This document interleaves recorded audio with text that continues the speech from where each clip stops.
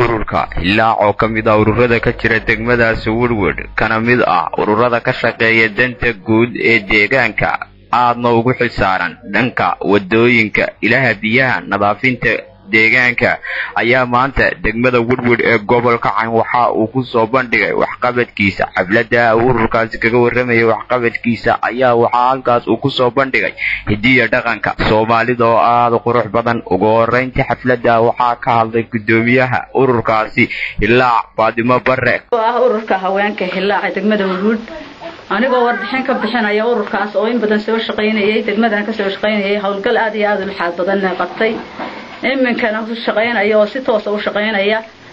ururkaas wax qabadkiisa aad iyo aad u qiimo badan yihiin iyaguna isku faangareeyo xalaale wixii dakhli iyo xoog waxay hayaan isku faangareeya ururkaas oo ka shaqeeya biyo-xidheemada had iyo jeeraale biyuhu ka jabaan magaalada ceelasha baraagaha iyo ceelasha gacmada biyo jiray ka jabaan oo ay u jabaan dhul aan munaasib ahayn oo loo baahnayn iyada oo sanadkii aan soo xidhin toga ay biyuhu naga jabaan biyo la'aan iyo biyo dhaamis iyo rafaad badan la kulmo annagoo saddex diray oo si xil saaray inaan wax ka qabano toga biyaha ka gudbaan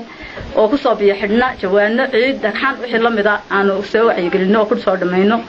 annagoo ka shaqeyna wada bareega wadada gaadiidku maro oo ka shaqeyna meeshii biyuhu fadhiistaan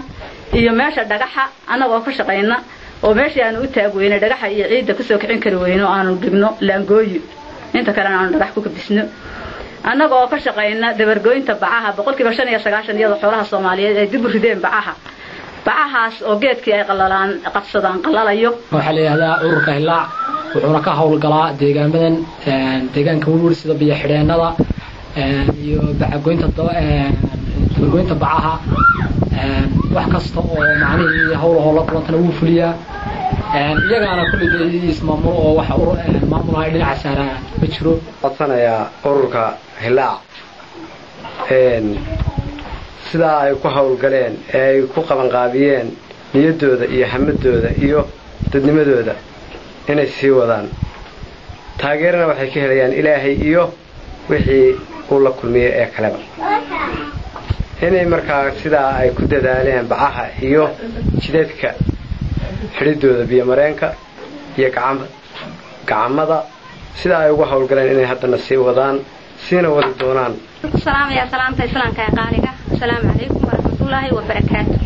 annagu waxaanu ka tirsanahay degmada Woodward ururka hilaac ee hooyooyinka ah waxaanu ka hawlgalaana hore loo sheegay intiina anigu waa laga horeeyay hadalka soo waan gaabinayaa dheerayn maayo waxaanu u baahanahay hadeer aad iyo aad aan ugu baahanahay dabargoynta bacaha waanu dabar jarnaa maxaan ku sheegaa halka biyo-xidheenkana waanu xidhnaa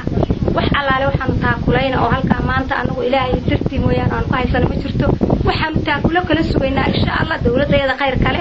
ee dhalatay ee soo socota ee maanta foolka nagu soo haysa insha Allah bilmillaahi kariin iyadoo maanta in kor noo qaatay ayaa rujaynay